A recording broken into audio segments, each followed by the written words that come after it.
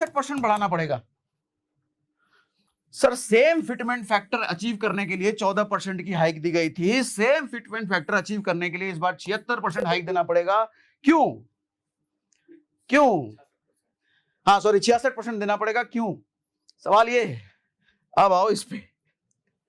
ये सवाल आपसे कोई नहीं पूछेगा पूरी मीडिया इंडस्ट्री में। आप समझो भैया ऐसा क्यों? बड़ा झोल है ये, जैसा मैंने यहां पे लिख भी दिया है। लास्ट टाइम में 57 हाइक के लिए 14%, इस बार इतने 66% देना पड़ेगा 2.57 के लिए। ऐसा क्यों? इसका आंसर है डीए, डियरनेस अलाउंस। रुको ये भी समझा देता हूं क्यों है डीए, इसका कारण बेसिक, न्यू बेसिक बनाने के लिए क्या ऐड किया था इसमें? डीए।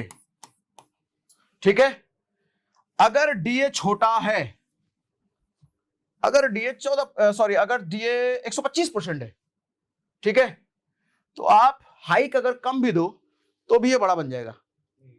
कहने का मतलब सर पिछली बार डीए कितना था? 125%। इस बार डीए कितना है? 55%। तो इसका मतलब भैया ये बहुत कम है इस बार। पिछले पे कमीशन में ये बहुत ज्यादा था। अरे जब ये ज्यादा था, छोटी हाइक देकर के भी बड़ा बेसिक सैलरी बन गया। इस बार ये छोटा है तो बड़ा हाइक देना पड़ेगा। समझ में आया? समझ आया? कंफ्यूजन नहीं समझ आया? आओ रुको समझा के मैं छोड़ूंगा, बेस से नहीं जाऊंगा।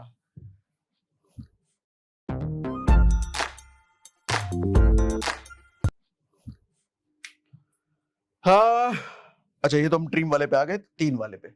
इसके पहले आते हैं 50। ये कौन सा वाला आ गया?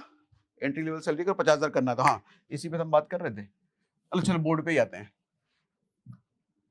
कुछ मत कट करना है इसमें, एकदम एज इट इज चलने दो। भैया आपके भी कोई मन में सवाल आता तो लिख डालो, आने वाले किसी न किसी वीडियो में ले ही लूंगा। क्योंकि मैं क्लास में कहते हैं ना मूर्खों वाले सवाल मत पूछो, टीचर कहता है ये क्या मूर्खों वाला सवाल है। मैं देखो उस तरह का आदमी हूं, मुझे मूर्खों वाले सवाल ही चाहिए। क्योंकि अगर मैं मूर्खों वाले सवाल सॉल्व कर पाया तो मैं टीचर हूं। अगर मैं मूर्खों वाले सवाल सॉल्व नहीं कर पा रहा, मैं कहेगा टीचर भैया। हर विद्यार्थी खुद ही इंटेलिजेंट हो, टीचर की जरूरत क्या है? टीचर की जरूरत तो उसको है जो मूर्ख है या जो मूर्खों वाले सवाल पूछता है। मूर्ख को मतलब नेगेटिव में मतलब। फिर से लिखता हूं मैं, basic plus DA equal to new basic. ठीक सर, बेसिक था %, न्यू बेसिक कितना बना था सर? 18,000 रुपए बना था। ठीक है, मतलब बेसिक बड़ा हो गया। 15,000? अच्छा नहीं, हाँ 15,000 कुछ बना था, सॉरी 15,000 कुछ बना था, उसमें 14% हाइक हमने ऐड किया था, 15,750 के अराउंड बना था। ठीक, अगर इसी 7,000 में मान लो उस टाइम भी 55% ही डीए होता तो ये कितना बनता? 10,000 समथिंग। सर 10,000 पे अगर 14% हाइक देती सरकार तो कितना बनता? कैलकुलेट करके बताना। 11,500, 11,500, 11,500। 7,000 पे अगर 55% डीए बन गया है, 7,000 पे 55% ऐड करके मतलब 10,000 की उसकी बेसिक पहले से है, उस पे अगर 14% हाइक दिया तो ये बनता है। ठीक है, मतलब 10 साल में किसी की सैलरी 10 साल काम करने के बावजूद 10,000 पहले वो पा रहा था, सिर्फ 11,500 पाता है। यहां पर वो 15,750 पहले पा रहा था, वो 18,000 पाता है। ये जो बड़ा नंबर निकल के आता है, ये छोटा और ये बड़ा, सबसे बड़ा फैक्टर तो ये डीए का है। यानी कि सरकार जो हर 6 महीने पे डीए दे रही थी, यहां ज्यादा दिया गया है, तभी तो 125% तक गया है। यहां कम दिया गया है, तभी तो 55% तक रह गया। तो यानी कि बेस, जिसके बेस पे कैलकुलेट हो रहा है, वो छोटा है। तभी मैंने कहा कि फिटमेंट फैक्टर भैया बड़ा करना पड़ेगा यहां पर, और यहां छोटे फिटमेंट फैक्टर से भी काम हो जा रहा था। समझ आ रहा है? क्लियर है? पक्का? ठीक, अब आओ आगे, अब आओ आगे भैया। ये हो गया एंट्री लेवल की सैलरी। अगर 50,000 रुपए चाहिए तो 70% हाइक देनी पड़ेगी, और 70% हाइक देगी क्या? देगी क्या? लेकिन डीए पहले कम दिया है। पिछले वाले टर्म में तो डीए 125% कर दिया था, इस बार डीए आधा से भी कम रखा है, तो 70% देने की पॉसिबिलिटी है। डाउट लग रहा है, सरकार इतनी मेहरबान तो नहीं हो सकती कि 14% से सीधा 70 कर दे। कहा नहीं जा सकता, आजकल सरकार तो भाई मूड में चल रही है, जीएसटी घटा दिया, 12 लाख तक की कर दिया, तो ये भी कर दे, पता नहीं, लेकिन इसके चांसेस बहुत ज्यादा कम है। कहां 14 तक दिया, आप 70 कर दे। तो ये करने के बाद फिटमेंट फैक्टर क्या निकल के आता है 2.8। 2.8 कैसे निकाला हमने, नई वाली सैलरी डिवाइडेड बाय पुरानी वाली सैलरी 2.8। तो रियल हाइक क्या मिली इसमें 70%, फेक हाइक क्या बनेगी 177%। तो 177% मीडिया में आएगा अगर 70% हाइक दिया सरकार ने, तो जो मुझे नहीं लगता 70% सरकार दे देगी। हालांकि डिमांड चल रही है भैया फिटमेंट फैक्टर 3 होनी चाहिए। फिटमेंट फैक्टर कितनी डिमांड होनी चाहिए, 3 होनी चाहिए। मैं कह रहा हूं 2.8 फिटमेंट फैक्टर में लाने में ही 70% हाइक देना पड़ेगा। तो 3 का मतलब कितनी हाइक देनी पड़ेगी भैया, 3 का मतलब हाइक जो होगा वो 80% से ज्यादा होगा, तब आएगा फिटमेंट फैक्टर 3। डिमांड का मतलब जो इनके एसोसिएशन होते हैं, यूनियंस होते हैं, वो डिमांड कर रहे हैं 18,000 इंटू 3 करोगे, मतलब बेसिक सैलरी इंटू 3 करोगे 54,000 हो जाए, ऐसी डिमांड है 3 हो जाए, तो इसका मतलब 80% देना पड़ेगा। सवाल ये है क्या ये होगा, ये मैं आपको छोड़ता हूं, आप कमेंट बॉक्स में बताना आप क्या मानते हो, सरकार देगी कि नहीं देगी, कितना भरोसा है आपको अपनी सरकार पे, ये मुझे कमेंट बॉक्स में लिख के बताइएगा जरूर। मुझे लगता है डाउट है 80% पर। क्वेश्चन क्या है, लास्ट टाइम 2.57 के लिए 14% दिया गया था जो मैंने पूछ चुका हूं अभी। दिस टाइम अगर हाइक 66% हुआ तो 2.57 फिटमेंट फैक्टर होगा, ऐसा क्यों, डीए। अब डीए समझो थोड़ा ध्यान से, क्यों 55 रह गया और क्यों पिछली बार 125 चला गया था, ये सवाल था मन में, 125 क्यों चला गया था सर, वो इसलिए क्योंकि देखो 2006 से हमने लिया है, 2006 से 2006 पहला महीना मतलब जनवरी से, उसके बाद जुलाई, जनवरी वाला पहले वाला हाफ ईयर, उसके बाद सेकंड हाफ ईयर, 2007 मतलब हाफ ईयर 2007 का, उसके बाद का सेकंड हाफ का 1 ईयर। ऐसे ही 2006 से लेकर के 2016 तक हमने देखा है 125% का डीए गया था। अब समझिए इसको कैसे, सर आप देखो 2006 जनवरी से 2006 जुलाई कितना हुआ डीए बढ़ा 2%। सर उसके बाद जुलाई 2006 से दिसंबर मतलब जनवरी अगला 6 महीने मान लो 2 से 6 हुआ, कितना परसेंट बढ़ा 4%। हमने शुरुआत में जब कैलकुलेशन लिया था उसमें कितना एग्जांपल लिया था 3% हर 6 महीने पे, लेकिन यहाँ 4% बढ़ाया गया है। सर उसके बाद 6 से 9 हुआ है, कितना परसेंट बढ़ा 3%। 9 से 12 हुआ कितना 3%। 12 से 16 4%। 16 से 22 कितना परसेंट बढ़ा। मान लीजिए आपकी दवा, सरकार ने अच्छा किया गलत किया बताओ, गवर्नमेंट एम्प्लॉय के लिए अच्छा किया ना भैया, बहुत बढ़िया। लेकिन आपको क्या लगता है सरकार इतनी क्यों मेहरबान थी, 10% 6 महीने में क्यों दिया रहा है महंगाई भत्ता। देखो दो चीजें होती है, हम किसी वो पार्टी पुटी की बात नहीं कर रहे हैं। सरकार देखो जब अगर अच्छा काम कर रही है, ज्यादा अच्छा काम कर रही है, अच्छा काम करने का मतलब सरकार के पैसे खर्च होंगे ना, इंफ्रास्ट्रक्चर डेवलप किया जा रहा है, इंडस्ट्री लगाई जा रही है, देश की उन्नति कराई जा रही है, वहां पैसा खर्च होता है, तो सैलरी में हो सकता है महंगाई कम बढ़ा है क्योंकि वहां खर्च कर रही है। लेकिन जब देश की उन्नति में ज्यादा काम नहीं होता तो लोगों को खुश तो करना है ना, खुश कैसे करें, या तो लोगों के लिए आप 1 नंबर सड़क बना के दे दो, लोग उससे खुश हो जाएंगे। लेकिन जब सरकार सड़क नहीं बनाती क्या करें, लो तेरी सैलरी बढ़ा देता हूँ, तेरी सैलरी में एक्स्ट्रा कर देता हूँ, तो अब आप डिसाइड करो आपको सड़क चाहिए या, मैं किसी की तरफदारी ना कर रहा भैया और किसी की बुराई किसी की बड़ाई नहीं कर रहा, देख रहे हो।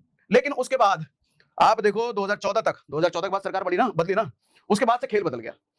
उसके पहले तक मतलब पुरानी वाली सरकार तक आप देखो तो 51 से 58 कितने परसेंट बढ़ा 7, 58 से 65 कितना गया, मतलब 7, 8, 10% तक गए हैं भैया। लेकिन अगर आप अभी का देखोगे 3%, 3.5, 2.5, छोटे छोटे डीए बढ़ाए जा रहे हैं, तभी तो 55 तक सिमट गया खेल 10 साल में। पहले बड़े बड़े डीए बढ़ाए गए थे, तब तो 125% तक गया, समझ में आ रही है बात, इसलिए डीए छोटा रह गया। तो इसलिए अच्छा ये मैं डेटा कहां से ले रहा हूं ये दिखा दो, खुल जाओ, सब ऑथेंटिक वेबसाइट से लिया गया भैया, ये भी आपको कहा गया, ये वाला ये डेटा मैंने आपको दिखाया, इसका लिंक भी मैं अपने टेलीग्राम चैनल पे डाल दूंगा। हम अपने टेलीग्राम पर जितने हम वीडियो करते हैं ना सबके रेफरेंसेस डाल देते हैं, तो ये लिंक वगैरह सब आपको उधर से मिल जाएगा। ये जो पीपीटी मैं आपको दिखा रहा हूं ये भी मैं उधर डाल दूंगा, ठीक। तभी ये सवाल उठता है, कम बढ़ाया ज्यादा बढ़ गया सैलरी, इस बार कम बढ़ाने के लिए भी ज्यादा आपको क्या करना पड़ेगा, हाइक देनी पड़ेगी। ये डीए पर सब कुछ डिपेंड करता है। अब जरा एचआरए भी समझ लेते हैं कि एचआरए भी इंपॉर्टेंट है क्योंकि इसमें भी बदलाव आने वाला है। देखो टोटल सैलरी जो मैंने शुरुआत में बताया कई सारे कंपोनेंट होते हैं जिसमें होता है एचआरए। एचआरए का मतलब क्या होता है, हाउस रेंट अलाउंस। कहने का मतलब सरकार ये कहती है कि तुम काम धंधा जिधर भी कर रहे हो तुमको रहने की जगह भी हम ही देंगे, लेकिन अगर सरकार रहने की जगह नहीं दे पा रही है तो कहती है कि हम तुमको एचआरए दे देते हैं, मतलब ये एक पैसा दे देते हैं अलग से, इसमें तुम अपना रहने का इंतजाम कर लेना। ये प्राइवेट और गवर्नमेंट जॉब सब में होता है। तो एचआरए वो होता है जो आपके रेंट के खर्चे के लिए सरकार एक पार्ट कर रही है। अब जरूरी नहीं है कि एचआरए अगर आपका 10,000 है या आप रेंट अगर 10,000 रुपए भर रहे हो तो सरकार भी आपको 10,000 दे, आपकी सैलरी के हिसाब से जितना बनेगा सरकार तो उतना ही देगी। अब आपकी मर्जी, आप 10,000 में रहो 10 लाख में रहो कितने में रहो, सरकार एक फिक्स एचआरए आपको देगी। अब वो एचआरए भी बढ़ सकता है, लेकिन पहले क्या था वो समझते हैं। अगर डीए 25% से कम रह गया है, कम क्यों रह जाएगा, मतलब डीए सरकार ने 6 महीने कम बढ़ाया, ज्यादा नहीं बढ़ाया है, या फिर इनिशियल स्टेज में अभी नया पे आया है, 25% से अगर कम है और अगर आप छोटे शहर में रहते हैं तो 8%, 16% और 24% की कैलकुलेशन है। कहने का मतलब अगर आप छोटे शहर में रहते हैं तो आपको मिलेगा 8% एचआरए। 8% ऑफ व्हाट, किस चीज का, बेसिक सैलरी का। बेसिक सैलरी जितना है उसका 8% आपको एचआरए दे दिया जाएगा। अगर आप थोड़े बड़े शहर में रहते हैं मतलब टियर 2 सिटीज में, लखनऊ टाइप, पटना सिटी या भागलपुर टाइप सिटी, तो वहां आपको एचआरए मिलता है आपकी बेसिक सैलरी का 16%। 24% कब मिलेगा, जब दिल्ली मुंबई जैसे शहर में रहते हैं, ठीक है। अगर डीए 25% से ज्यादा हो गया है तो 9, 28, 27 का चलता है। छोटे शहर में 9, उससे बड़े शहर में 28 और बहुत बड़े शहर में आप 27। लेकिन अगर डीए 50% से ज्यादा हो चुका है तो 10, 20, 30 का कैलकुलेशन चलेगा। बेसिक सैलरी ऑफ 10% छोटे शहर के लिए, उससे बड़े शहर के लिए बेसिक सैलरी ऑफ 20%, उससे बड़े शहर के लिए बेसिक सैलरी ऑफ मतलब 30% ऑफ बेसिक सैलरी, ठीक है। लेकिन अब सरकार क्या कह रही है कि ये तामझाम हटाओ भैया, डिपेंडेंसी डीए पर हटाओ। अब सीधा फ्लैट सरकार करने के मूड में है कि 10 20 30 करेंगे। 10 सबसे छोटे शहर के लिए, उससे बड़े शहर के लिए 20, उससे बड़े शहर के लिए 30। फ्लैट डीए पर डिपेंडेंसी खत्म। लेकिन ये पॉसिबिलिटी है, होगा कि नहीं होगा वो तो जब लागू हो जाए तभी पता चलेगा। ठीक है, और एचआरए बढ़ भी सकता है, बढ़ इसी तरीके से समझता है, मतलब छोटा शहर भी वाला भी एक फिक्स पाएगा और बड़े वाले शहर वाले भी। अब नीचे आ जाओ भैया। अब घर अगर खुद का हुआ तो भी आपको मिलेगा। हाँ तो भी मिलेगा, सरकार का फिक्स है, सरकार हो या प्राइवेट हो देना फिक्स है। अब आप उसको घर लो या सड़क पर रहो, आपकी मर्जी। आपकी मर्जी, सरकार आपको देगी। कंक्लूजन क्या निकलता है, देखो we have calculated only basic salary for entry level employ, ये मैं कई बार कह चुका हूं, इसको आप आईएएस पीसीएस तक मत लेके चले जाना, लेकिन कैलकुलेशन यही होगा। हमने कैलकुलेशन आपको बता दिया। कब से लागू होगा, देखो भैया सैलरी बढ़ने में तो होगी देरी। क्यों देरी होगी, कि जनवरी 2026 से ये बढ़ी हुई सैलरी लागू होनी थी, जनवरी 2026 से, लेकिन अभी तक पे कमीशन का गठन ही नहीं हो पाया है। Terms of references TOR chairman और मेंबर्स का अपॉइंटमेंट होना भी बाकी है, और 2027-28 तक खींच सकता है ये मामला, लेकिन टेंशन लेने की जरूरत नहीं है आपको। क्यों, क्योंकि सैलरी तो 2026 से ही बढ़ जाएगी, आपके अकाउंट में भले नहीं आएगी। सरकारी कर्मचारी होने का एक फायदा होता है कि सरकार ने अगर सैलरी बढ़ा दी और अगर नहीं मिल पा रहा है किसी वजह से, तो जब भी होगा वो पूरा जोड़ करके एक मुश्त मिलता है। तो सैलरी 2026 से ही बढ़ जाएगी, मिलेगी नहीं, वो जब गठन फुठन सारा कुछ हो जाएगा तब मिलेगा। तो जितना भी डिसाइड होगा कि भैया 14% हाइक करे, 20% करे, जितना भी करे, वो पुरानी आपकी 26 से लेकर के 27 तक या 28 तक जितना भी पीरियड है सबका जोड़ करके एक साथ देगी आपको। ठीक है, अब सवाल ये क्या सैलरी हाइक का ये तरीका सही है, क्योंकि हम जब एनालाइज कर रहे थे हम खुद ही कंफ्यूज हो गए, भैया ये क्या चल रहा है, इतना कैलकुलेशन। हमें जब इस चीज को समझने और समझाने में इतना समय लगा तो पागल हो जाएगा आम आदमी भैया इसको समझने में। तभी तो सरकार ने फिटमेंट फैक्टर बोल दिया, ले ये गुणांक ले, इस पे कैलकुलेट कर ले। मुझे नहीं लगता है ये सैलरी बढ़ाने का सिस्टम सही है। अब आप देखिए 10 साल बाद आप 14% सैलरी बढ़ा रहे हो या 20% सैलरी बढ़ा रहे हो, हाँ मानता हूं हर 6 महीने पे आपने महंगाई भत्ता भी दिया, लेकिन इतना तामझाम क्यों करना। ये पे कमीशन का अलग से गठन हर 10 साल पे, मतलब एक साल तक वो एनालाइज करेंगे, 2 साल तक वो एनालाइज करेंगे, 2 साल तक वो सैलरी लेंगे एनालाइज करने का, और हर 10 साल बाद आपको सोचना पड़ता है कितना क्या करें नहीं करें। ये तामझाम क्यों, अरे हर साल बढ़ा दो ना, जैसे प्राइवेट में होता है। आपको जितना ही बढ़ाना है, 8 बढ़ाना है, 10 बढ़ाना है, बड़ा बढ़ाना है, जितना बढ़ाना है हर साल बढ़ा दो, सिस्टम कम छोटा हल्का करो।